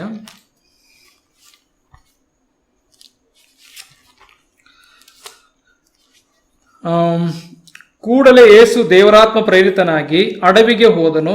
ಆತ 40 ದಿವಸ ಅಡವಿಯಲ್ಲಿ ಮೃಗಗಳೊಂದಿಗೆ ಇದ್ದು ಎಂಬುದಾಗಿ ನೋಡುತ್ತೇವೆ. ಮೃಗಗಳೊಂದಿಗೆ ಇದ್ದು, ಅಡವಿಯಲ್ಲಿ ಏನಿದೆ? ಕಾಡು ಪ್ರಾಣಿಗಳ ಮೃಗಗಳಿದೆ. ಮೃಗಗಳೊಂದಿಗೆ ಇದ್ದನು ಎಂಬುದಾಗಿ ನೋಡುತ್ತೇವೆ. ಆ ಮೃಗಗಳು ಏನು ಮಾಡ್ಲಿಕ್ಕೆ ಆಗಲಿಲ್ಲ, ಯಾಕಂದ್ರೆ ಆತನ ಸೃಷ್ಟಿಗಳೇ. ಎಲ್ಲ ಪ್ರಾಣಿಗಳೆಲ್ಲವೂ ದೇವರ ಸೃಷ್ಟಿ. ಅಡವಿಯಲ್ಲಿ ಏನೆಲ್ಲ ಸಿಂಹ, ಕರಡಿ, ಚಿರತೆ ಏನೆಲ್ಲ ಇದೆಯೋ ಆ ಮೃಗಗಳು ಅಂತ ಹೇಳಿದಾಗ ಕ್ರೂರ ಪ್ರಾಣಿಗಳಿಗೆ ಮೃಗಗಳಂತ ಕರೆಯುವಂಥದ್ದು. ಕಾಡು ಪ್ರಾಣಿಗಳಿಗೆ ನಾವೆಂದಿಗೂ ಮನೇಲಿ ಡೊಮೆಸ್ಟಿಕ್ ಅನಿಮಲ್ನ ಎಂದಿಗೂ ಸಹ ಮೃಗಗಳಂತ ಕರೆಯಲ್ಲ. ಮೃಗಗಳಂತ ಕರೆಯುವಂಥದ್ದು ಯಾವುದನ್ನ? ಅಡವಿಯಲ್ಲಿ ಇರ್ತಕ್ಕಂಥ ಕ್ರೂರ ಪ್ರಾಣಿಗಳನ್ನ ಮೃಗಗಳು. ನೀನು ಮೃಗನೋ ಮನುಷ್ಯನ ಅಂತ ಹೇಳ್ತೀವಲ್ಲ, ಗೊತ್ತುಂಟ? ಯಾಕೆ ಹಾಗಂತೀವಿ? ಯಾಕೆ ಅಂದರೆ ಕ್ರೂರತನವನ್ನು ನೋಡಿ ಹೇಳುವಂಥದ್ದು. ಅದರಿಂದ ಪ್ರಿಯ ದೇವಜನರೇ, ಇಲ್ಲಿ ನೋಡುವಾಗ ಮೃಗಗಳೊಂದಿಗೆ ಇದ್ದನು. ಆದರೆ ಈ ಮೃಗ ಏನು ಮಾಡ್ಲಿಕ್ಕೆ ಆಗಿಲ್ಲ. ಆದ್ರೆ ಇನ್ನೊಂದು ಮೃಗ ಬರ್ತದೆ, ದೊಡ್ಡ ಮೃಗ. ಅದು ಗರ್ಜಿಸುವ ಸಿಂಹ, ಅದು ಸೈತಾನನು. ಓಕೆ, ಈತನು ಮೃಗಗಳಿಂದ ಇದ್ದನು ಎಂಬುದಾಗಿ ನೋಡುತ್ತೇವೆ. ನಂತರ ಅಷ್ಟು ಮಾತ್ರ ಅಲ್ಲದೆ, ಅಲ್ಲಿ ಮೃಗಗಳೊಂದಿಗೆ ಇರುವಾಗ ಕಾಡಿನಲ್ಲಿ ಯಾವ ಆಹಾರವನ್ನು ತಿನ್ನಿಲ್ಲ ಆತನಿಗೆ ಯಾವ ಆಹಾರವಿರಲಿಲ್ಲ. 40 ದಿವಸ ಯಾವ ಆಹಾರವಿರಲಿಲ್ಲ ಎಂಬುದಾಗಿ ನೋಡುತ್ತೇವೆ. ರಾತ್ರಿ ಹಗಲು ಉಪವಾಸವಿದ್ದನು ಎಂಬುದನ್ನು ನಾವು ನೋಡುವಂತರಾಗಿದ್ದೇವೆ. ಎಷ್ಟು ದಿವಸ? 40 ದಿವಸ. ಮೋಶೆ 40 ದಿವಸ 2 ಸಾರಿ ಇದ್ದ ಎಲ್ಲಿ? ಸೀನಾಯಿ ಬೆಟ್ಟದ ಮೇಲೆ. ಅವಾಗಲೂ ಸಹ ಏನು ಊಟ ತಿಂಡಿ ಏನಿಲ್ಲ ಅವನಿಗೆ. ದೇವರೊಂದಿಗೆ ಇದ್ದನು, ದೇವರ ಸಂಗಡ ಮಾತಾಡ್ತಾ ಇದ್ದನು, ದೇವರು ಆತನ ಸಂಗಡ ಮಾತಾಡ್ತಾ ಇದ್ದ. ಇಲ್ಲಿ ಕರ್ತನಾದ ಯೇಸು ಕ್ರಿಸ್ತನು 40 ದಿವಸ ಆತನು ಅರಣ್ಯದಲ್ಲಿ ಮೃಗಗಳೊಂದಿಗೆ ವಾಸ ಮಾಡುತ್ತಾ ಉಪವಾಸವಾಗಿದ್ದನು, ಆತ ಊಟ ಇಲ್ಲದೆ ಇದ್ದನೆಂಬುದಾಗಿ ನೋಡುವಂತರಾಗಿದ್ದೇವೆ. ನಾವು ಲೂಕನ ಸುವಾರ್ತೆಯಲ್ಲಿ ನಾವು ನೋಡ್ತೇವೆ, ಮತ್ತಾಯನ ಸುವಾರ್ತೆಯಲ್ಲಿ ನಾವು ನೋಡ್ತೇವೆ ಆ ವಿಷಯವನ್ನು. ಅಲ್ಲಿ 40 ದಿವಸ ಅಡವಿಯಲ್ಲಿ ನಡೆಸಲ್ಪಡುತ್ತಾ ಸೈತಾನದಿಂದ ಶೋಧಿಸಲ್ಪಟ್ಟನು. ಆ ದಿವಸಗಳಲ್ಲಿ ಆತನು ಏನೂ ತಿನ್ನಲಿಲ್ಲ. 2ನೇ ವಚನದಲ್ಲಿ, ಲೂಕನ ಸುವಾರ್ತೆ 4ನೇದು 2ನೇ ವಚನದಲ್ಲಿ, ಆ ದಿವಸಗಳಲ್ಲಿ ಆತನು ಏನೂ ತಿನ್ನಲಿಲ್ಲ ಎಂಬುದಾಗಿ ನೋಡ್ತೇವೆ. ಏನೂ ತಿನ್ನಲಿಲ್ಲ. ಟೋಟಲಿ 40 ಡೇಸ್ ಉಪವಾಸ ಇದ್ದನು.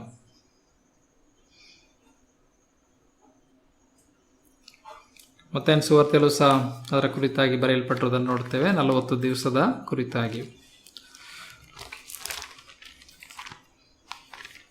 4ನೇ ಅಧ್ಯಾಯದಲ್ಲಿ 40 ದಿವಸ ಹಗಲಿರುಳು ಉಪವಾಸವಿದ್ದ ತರುವಾಯ ಅಂತ ನಾವು ನೋಡುತ್ತೇವೆ. ಉಪವಾಸವಿದ್ದನೆಂಬುದಾಗಿ ನಾವು ನೋಡ್ತೇವೆ.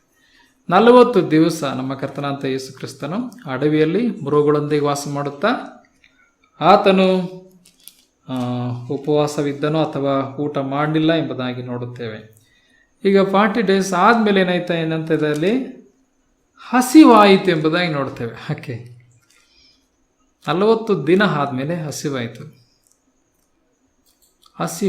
ಅಂತ ನೋಡ್ತೇವೆ.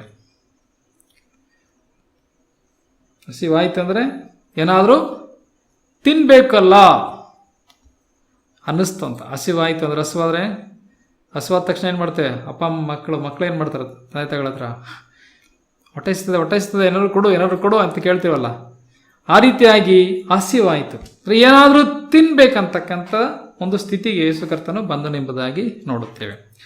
ಆ ಸಂದರ್ಭದಲ್ಲಿ ಈಗ ಒಳ್ಳೆಯ ಟೈಮ್. ಓಕೆ, ಈಗ ಯೇಸು ಕರ್ತನಿಗೆ ಹಸಿವಾಗಿದೆ, ಊಟದ ಅವಶ್ಯಕತೆ ಇದೆ.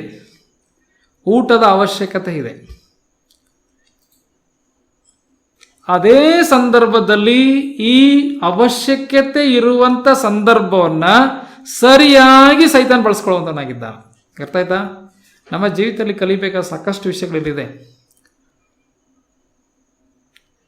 ನಮ್ಮ ಜೀವಿತಲ್ಲೂ ಸಹ ಸೈತಾನನು ಯಾವಾಗ ನಾನು ಎಂಟ್ರಿ ಆಗಬೇಕು, ಯಾವಾಗ ನಾನು ಶೋಧಿಸ್ಬೇಕೆಂಬುದು ಆತನು ಕಾಯ್ತಾನೇ ಇರ್ತಾನೆ. ಅವನೆಂದಿಗೂ ದಡ್ಡ ಅಲ್ಲ ಸೈತಾನನು, ಗೊತ್ತಾ? ಆತನೆಂದಿಗೂ ಅಜ್ಞಾನಿ ಅಲ್ಲ. ಆತನು ಸರಿಯಾದ ಟೈಮಲ್ಲೇ ಕೆಲಸ ಮಾಡುವಂತನಾಗಿರ್ತಾನೆ. ಅದರಿಂದ ಪ್ರಿಯರೇ, ಇಲ್ಲಿ ನೋಡೋ ಸಮಯದಲ್ಲಿ ಯೇಸು ಕ್ರಿಸ್ತನಿಗೆ ಹಸಿವಾಗಿದೆ ಎಂಬುದಾಗಿ ನೋಡುತ್ತೇವೆ. ಹಸಿವಾಗಿದೆ ಅಂದರೆ ಅಗತ್ಯತೆ ಇದೆ, ಆತನಿಗೆ ಊಟ ಬೇಕಿದೆ ಎಂಬುದನ್ನು ನೋಡುವಂತರಾಗಿದ್ದೇವೆ.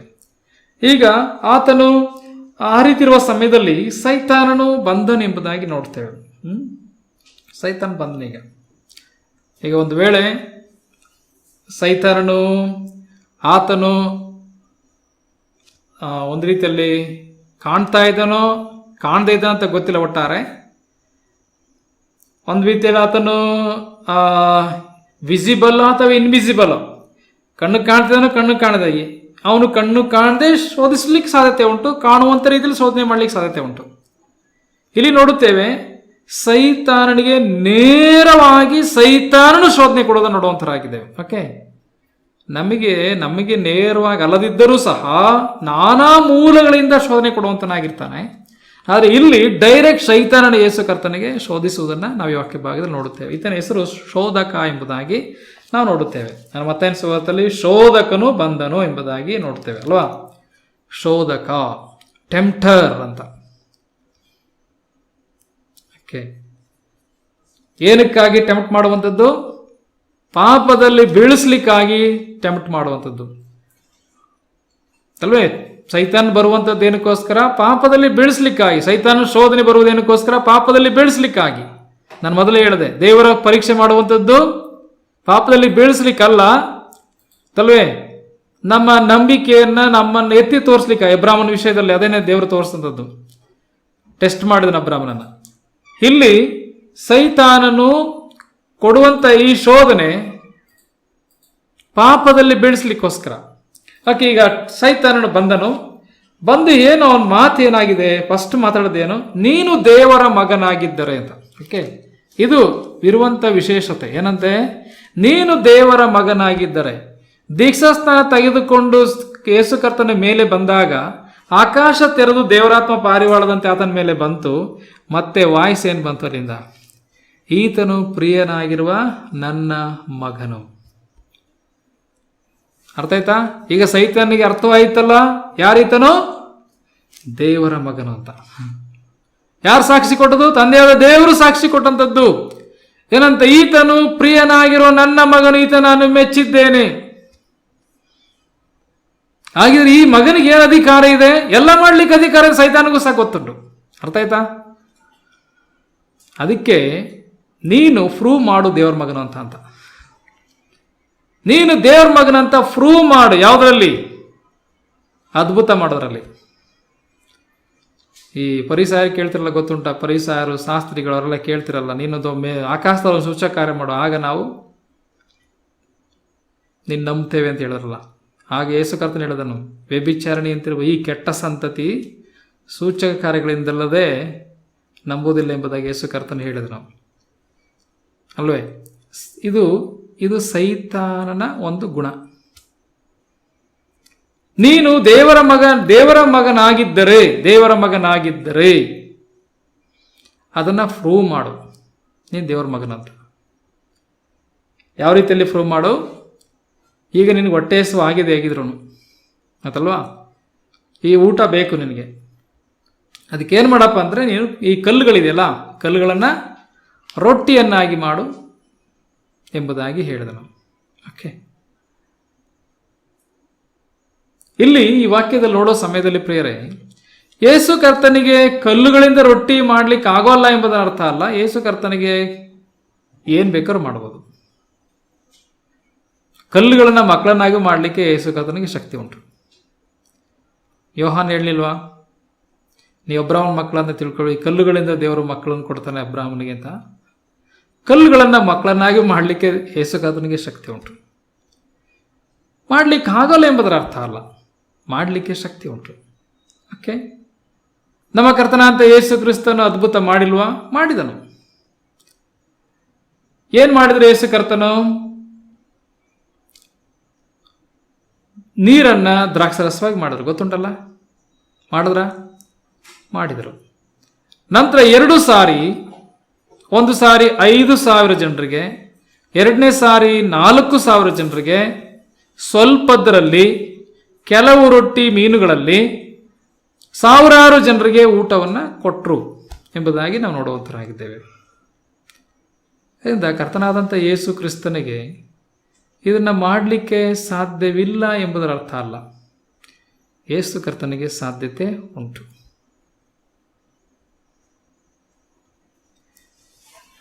ಓಕೆ, ಇದು ಒಂದು ವೇಳೆ ನೋಡುವಂಥವ್ರಿಗೆ ಇದು ಒಳ್ಳೇದಾಗಿರ್ಬೋದು. ಏನಂತೆ, ಈಗ ಹೊಟ್ಟೆ ಹಸಿವಿದೆ ಅಲ್ವಾ, ರೊಟ್ಟಿ ಮಾಡ್ಕೊಂಡು ಕಲ್ಲನ್ನು ರೊಟ್ಟಿ ಮಾಡಿ ತಿನ್ನೋದ್ರಿಂದ ಏನು ತಪ್ಪಿದೆ? ಒಂದು ಒಳ್ಳೆ ಕೆಲಸ ಆಗುವಾಗ ಒಳ್ಳೆ ತಾನೆ. ಒಂದು ವೇಳೆ ಸೈತಾನ ಆಲೋಚನೆ ಇದು ಒಳ್ಳೇದಾಗಿ ಇರ್ಬೋದು, ನೋಡಲಿಕ್ಕೆ ಒಳ್ಳೇದಾಗಿ ಕಾಣ್ಬೋದು ಅಲ್ವೇ. We can be tempted to do a good thing. ಒಂದು ವೇಳೆ ನಾವು ಒಳ್ಳೆಯದನ್ನು ಮಾಡಲಿಕ್ಕೆ ಶೋಧನೆಗೊಳಗಾಗ್ಬೋದು. ಒಳ್ಳೆಯದೇ, ಕಾರ್ಯ ಒಳ್ಳೆಯದೇ, ವಿಷಯಗಳು ಒಳ್ಳೆಯದೇ. ರೊಟ್ಟಿ ಮಾಡೋದೇನು ತಪ್ಪಿಲ್ಲ, ವಿಷ ಮಾಡೋದು ತಾನೇ ತಪ್ಪು. ರೊಟ್ಟಿ ಮಾಡೋದೇನು ತಪ್ಪಿಲ್ಲ, ಅದು ಒಳ್ಳೆಯದು. ಒಂದು ವೇಳೆ ಒಳ್ಳೆಯದಾಗಿ ನಮಗೆ ಕಾಣ್ಬೋದು. ನಾವೊಂದು ವೇಳೆ ಈ ರೀತಿಯಾಗಿ ಒಳ್ಳೆಯ ವಿಷಯಗಳಿಗಾಗಿ ಶೋಧಿಸಲ್ಪಡುವಂಥವರಾಗಿರ್ಬೋದು. ಕರ್ತನಾದ ಯೇಸು ಕ್ರಿಸ್ತನು ಈ ಅಡ್ವೈಸನ್ನು ತೆಗೆದುಕೊಳ್ಳಲಿಲ್ಲ. ಯಾಕೆ? ಇವನು ಡೆವಿಲ್, ಇವನು ಸೈತಾನನು. ಅದು ಒಳ್ಳೇದಾಗಿಲೇ ತಗೊಳ್ಳಿಲ್ಲ. ಅರ್ಥ ಆಯ್ತಾ?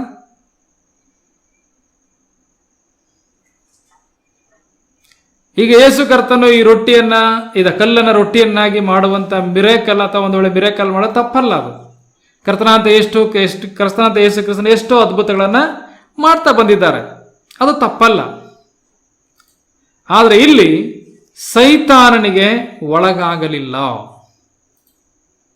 ಒಂದು ವೇಳೆ ಒಳ್ಳೆಯದನ್ನೇ ಹೇಳ್ತಿರ್ಬೋದು ಅವನು, ಆದರೆ ಅವನು ಹೇಳುವಂಥ ವ್ಯಕ್ತಿ ಯಾರು? ಸೈತಾನನು. ಸೈತಾನನ ಮಾತಿಗೆ ಆತನು ಒಳಗಾಗಲಿಲ್ಲ ಎಂಬುದಾಗಿ ನೋಡುವಂತರಾಗಿದ್ದೇವೆ.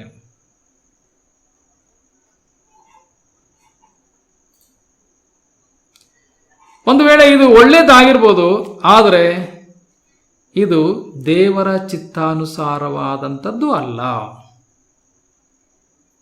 ನಾವು ಯಾವಾಗಲೂ ದೇವರ ಚಿತ್ತಾನುಸಾರವಾಗಿ ಹೋಗಬೇಕು, ಸೈತಾನನ ಇಷ್ಟಾನುಸಾರವಾಗಿ ಅಲ್ಲ. ಇಲ್ಲಿ ದೇವರಿಗೆ ವಿಧೇಯನಾಗಲಿಕ್ಕೆ ಕರ್ತನಾಂತ ಯೇಸು ಕ್ರಿಸ್ತನು ಬಂದಿರೋ ತಂದೆಗೆ ವಿಧೇಯನಾಗಲಿಕ್ಕೆ, ದೇವರ ವಿರೋಧಿಗೆ ವಿಧೇಯನಾಗಲಿಕ್ಕೆ ಅಲ್ಲ. ಪ್ರಿಯ ದೇವಜನರೇ, ನಾವೆಲ್ಲರೂ ಜೀವಿಸ್ತಾ ಇರೋದು ದೇವರಿಗೆ ವಿಧೇಯರಾಗಲಿಕ್ಕೆ ಹೊರತು ದೇವರ ವಿರೋಧಿಯಾದಂಥ ಸೈತಾನನಿಗೆ ಅಲ್ಲ. ಒಂದು ವೇಳೆ ಒಳ್ಳೇದನ್ನೇ ಹೇಳಿ ಅವನು, ಅಲ್ವೇ? ಒಂದು ವೇಳೆ ಒಳ್ಳೇದಾಗಿರಲಿ, ಈ ಒಳ್ಳೆಯದನ್ನ ತೋರಿಸಿ ಸರಿಯಾದದ್ರಿಂದ ದೂರ ಮಾಡುತ್ತಾನೆ ಸೈತಾನನು. ನಾನು ಒಂದು ಹೇಳಿಕೆಯನ್ನು ಓದ್ತೇನೆ. The devil is good at keeping believers busy with good things in order to keep them from doing the right things ಅಂತ. ಇನ್ನೊಂದ್ಸಾರಿ ಓದ್ತೇನೆ. ದ ಡೆವಿಲ್ ಈಸ್ ಅಥವಾ ಸೈತಾನ್ is good at keeping believers busy with good things. ಅಂದ್ರೆ ಅವರು ಒಳ್ಳೆ ವಿಷಯಗಳಲ್ಲಿ ಬ್ಯುಸಿಯಾಗಿ ಕಾರ್ಯ ಮಗ್ನರಾಗಿರುವಂತೆ ಸೈತಾನ್ ಮಾಡ್ತಾನಂತೆ, ಒಳ್ಳೆ ವಿಷಯಗಳಲ್ಲಿ. ಅರ್ಥ ಆಯ್ತಾ? In order to, ಏನಕ್ಕಾಗಿ?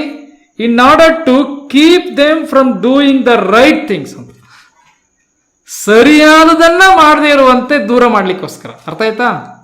ಲೋಕವೆಲ್ಲ ಕೆಲವು ಒಳ್ಳೇದಂತ ಹೇಳ್ತಾರೆ, ಅದನ್ನೆಲ್ಲ ಮಾಡಿಸ್ತಾನೆ. ಒಳ್ಳೇದು ಇದು ಒಳ್ಳೇದು ಅಲ್ವೇ?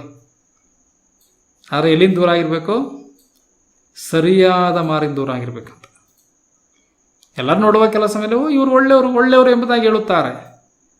ಯಾರು ಒಳ್ಳೆಯವರು? ಮನುಷ್ಯರು ಒಳ್ಳೆಯವರು. ದೇವರು ಹಾಕಿದಂತ ಬದುಕ್ತಾ ಇದ್ದಾರಾ? ಅದು ಬೇಕಿಲ್ಲ. ಅದರಿಂದ ಪ್ರಿಯರೇ, ಇಲ್ಲಿ ಸೈತಾನ್ ಒಂದು ವೇಳೆ ಈ ಒಂದು ಒಳ್ಳೆಯ ವಿಷಯಗಳಲ್ಲಿ ಟೆಂಪ್ಟ್ ಮಾಡುವಂಥವನು ಅಥವಾ ಶೋಧಿಸುವಂಥವನಾಗಿರ್ಬೋದು. ಆದರೆ ಈ ಟೆಂಪ್ಟರ್ ಯಾರು? ದೇವರ ವಿರೋಧಿ. Okay, it is not A will of god. ಇದು ದೇವರ ಚಿತ್ತ ಅಲ್ಲ. ಅದರಿಂದ ನಾವೆಲ್ಲ ಭಾಗದಲ್ಲೂ ನಾವು ದೇವರ ವಾಕ್ಯದಲ್ಲಿ ಜ್ಞಾನೋಕ್ತಿಗಳು 3:6 ಓದ್ತೇವೆ. ನಿನ್ನ ಎಲ್ಲಾ ನಡವಳಿಕೆಯಲ್ಲಿ ಆತನ ಚಿತ್ತಕ್ಕೆ ವಿಧೇಯನಾಗಿರು ಎಂಬುದಾಗಿ ಬರೆಯಲ್ಪಟ್ಟಿದೆ. ಯಾರ ಚಿತ್ತಕ್ಕೆ? ದೇವರ ಚಿತ್ತಕ್ಕೆ ವಿಧೇಯನಾಗಿರು, ಸೈತಾನ್ ಚಿತ್ತಕ್ಕಲ್ಲ.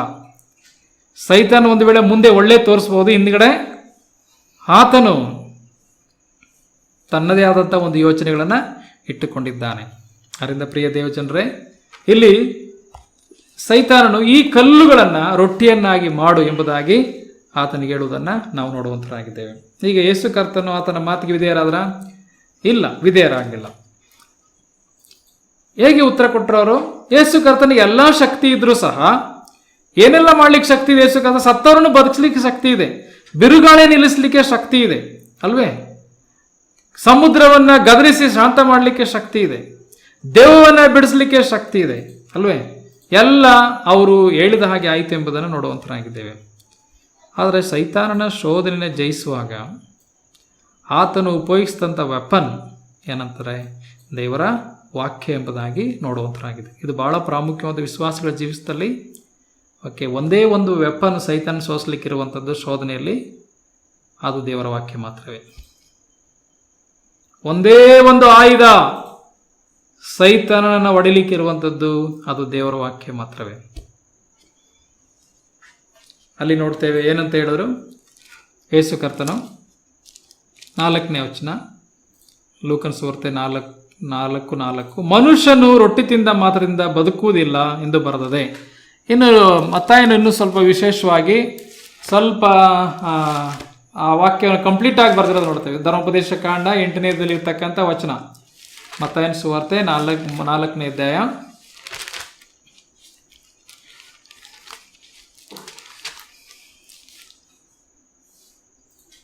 ಅಲ್ಲಿ 4ನೇ ವಚನದಲ್ಲಿ ನೋಡುತ್ತೇವೆ, ಮನುಷ್ಯನು ರೊಟ್ಟಿ ತಿಂದ ಮಾತ್ರದಿಂದ ಬದುಕುವುದಿಲ್ಲ, ದೇವರ ಬಾಯಿಂದ ಹೊರಡುವ ಪ್ರತಿಯೊಂದು ಮಾತಿನಿಂದಲೂ ಬದುಕುವನು ಎಂದು ಬರೆದದೆ ಅಂದನು. ಯೇಸು ಕರ್ತನು ಹೇಳಿದಂಥ ಮಾತು ಏನೆಂಬುದಾಗಿ ಹೇಳುವಾಗ, ಈ ಧರ್ಮೋಪದೇಶ ಕಾಂಡ 8ನೇ ಅಧ್ಯಾಯ 3ನೇ ವಚನದಲ್ಲಿರುವಂಥ ವಚನವನ್ನು ಕೋಟ್ ಮಾಡಿ ಹೇಳ್ತಾ ಇರುವಂಥದ್ದು. ಇದು ಧರ್ಮೋಪದೇಶ ಕಾಂಡದಲ್ಲಿರ್ತಕ್ಕಂಥ ವಚನ.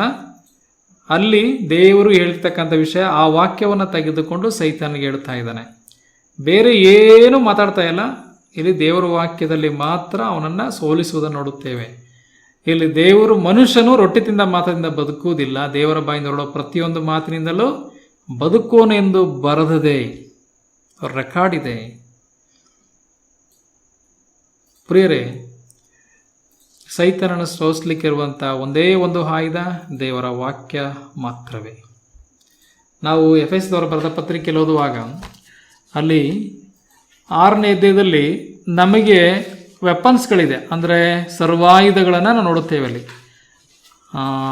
ಈ ನಮ್ಮ ವಿರೋಧಿ ಅಂತ ಸೈತಾನೊಂದಿಗೆ ಯುದ್ಧ ಮಾಡಲಿಕ್ಕೆ ನಮಗೆ ವೆಪನ್ಸ್ಗಳಲ್ಲಿ ಕೊಡಲ್ಪಟ್ಟಿದೆ. ಅಥವಾ ಸರ್ವಾಯುಧಗಳು, ಆಯುಧಗಳು, ಯುದ್ಧ ಮಾಡಲಿಕ್ಕೆ ಆಯುಧಗಳು, ಬೇಕಾದಂಥ ಆಯುಧಗಳು. ಅದರಲ್ಲಿ 6 ಆಯುಧಗಳನ್ನು ನೋಡುತ್ತೇವೆ ಮುಖ್ಯವಾಗಿ. ಓಕೆ, ಅದರಲ್ಲಿ ತಲೆಗೆ ಶಿರಸ್ತ್ರಾಣ ಎಂಬುದಾಗಿ ನೋಡುತ್ತೇವೆ, ಅಂದರೆ ಹೆಲ್ಮೆಟ್. ಎದೆಗೆ ವಜ್ರ ಕವಚ ಎಂಬುದಾಗಿ ನೋಡ್ತೇವೆ, ಎದೆಗೆ ಒಂದು ವಜ್ರ ಕವಚ ಅಲ್ವೇ. ನಂತರ ಎಡಗೈಯಲ್ಲಿ ಒಂದು ಗುರಾಣಿ ನೋಡ್ತೇವೆ, 3ನೇದಾಗಿ. ನಂತರ ನಡುಗೆ ಒಂದು ನಡುಪಟ್ಟಿ, ಬೆಲ್ಟ್, 4ನೇದಾಗಿ ನೋಡ್ತೇವೆ. 5ನೇದಾಗಿ ಕಾಲಿಗೆ ಒಂದು ಕೆರ, ಪಾದರಕ್ಷೆ ಕೆರ ನೋಡ್ತೇವೆ ಅಲ್ವೇ.